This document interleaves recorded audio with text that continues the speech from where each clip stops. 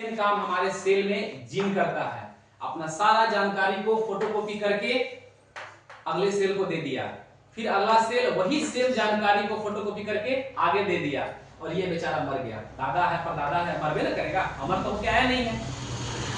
सारी चीजें जो हम लोग करते हैं सेम वही चीज हमारे अंदर जीन करता है, ठीक है ना।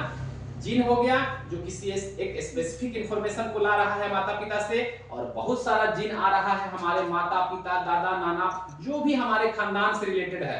एक मम्मी का परिवार, एक पापा का परिवार, सब लोगों के पास से हमारे पास जीन आ रहा है।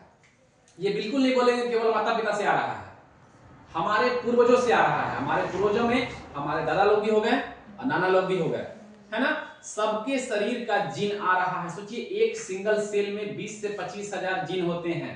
एक मानव शरीर में अरबों सेल हैं, उस अरबों सेल में कितना जीन होंगे। इसके बावजूद हमारा पुष्ट कितना ऊपर तक है। हमने अपने बाप को देखा, दादा को देखा, परदादा को नहीं देखा, लेकिन मेरे बाप ने तो अपने दादा को देखा।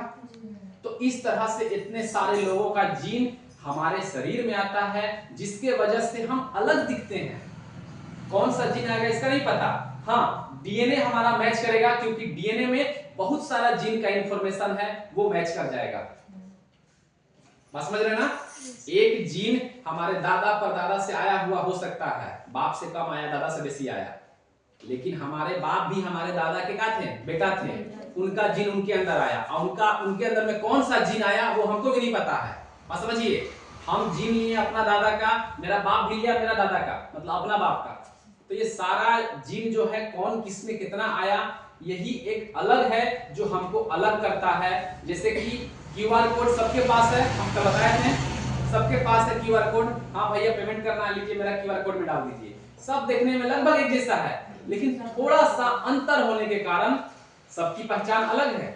सबकी पहचान अलग है। हम कहीं स्कैन करते हैं तो लिखता है महेश पान, बगल में स्कैन करते हैं तो बैजू वस्त्रालय। आप समझ रहे हैं, दोनों का देखने में एक ही जैसा क्यूआर कोड है, आपके सामने में है ना, लेकिन दोनों में नाम अलग अलग दिखा रहा ना। तो ये है कि हम लोग सब लोग एक दूसरे से अलग हैं, लेकिन हमारे अंदर जो डीएनए है वो हमारे खानदान का परिचय देती है कि हम फलाना परिवार से, फलाना वंशज से आए हैं। समझ में आ गया, इसमें कोई डाउट नहीं है। जीन के बारे में जान लिए, डीएनए के बारे में जान लिए। अब एक टर्म है क्रोमोसोम। बहुत सारा जीन एकदम व्यवस्थित रूप से अटैच है एक रस्सी के माध्यम से, जिसको हम लोग डबल हेलिक्स स्ट्रक्चर बोलते हैं, उसको हम लोग डीएनए बोलते हैं। और इस डीएनए को जो बहुत लंबा होता है, इसको मोड़ के तोड़ के घुमा के एक डब्बे में पैक करके अच्छे से रखने का काम करता है क्रोमोसोम। क्रोमोसोम का काम क्या है कि भैया इस सेल है, सेल के अंदर में न्यूक्लियस है, छोटा सा न्यूक्लियस है, हमको इसमें उस डीएनए को अच्छे से रखना है, क्योंकि अच्छे से नहीं रखेंगे इससे बाहर निकल जाएगा, इसका फोटोकॉपी नहीं हो पाएगा। फोटोकॉपी नहीं होगा तो हमारे खानदान का जो इंफॉर्मेशन है वो आधा अधूरा रह जाएगा, जिससे कि बीमारी होगी। आप समझ रहे हैं, हमारे जेनेटिक स्ट्रक्चर में बदलाव आ जाएगा। जेनेटिक स्ट्रक्चर हम बताए ना कि उनका बनावट कैसा था वो भी आता है, उनकी वृद्धि कैसी हुई, मतलब वो कितना ऊंचा कितना लंबा बने, उनकी छाती की चौड़ाई कितनी थी, उनकी बाजुएं कितनी मजबूत थी, और उनका दिमाग कितना तेज था।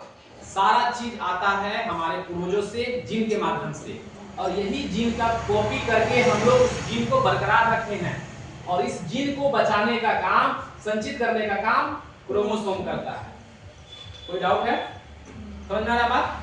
तो ये चीजें हमको ध्यान पे रखनी है। और एक चीज और ध्यान देना है, रिप्लिकेशन बहुत इंपॉर्टेंट है। मतलब जब भी सेल डिवीजन होगा, इसी के माध्यम से हमारे सेल में हर जीन का इंफॉर्मेशन रहेगा, हमारे पूर्वजों का। समझ में आ गया, इसको रोक देंगे।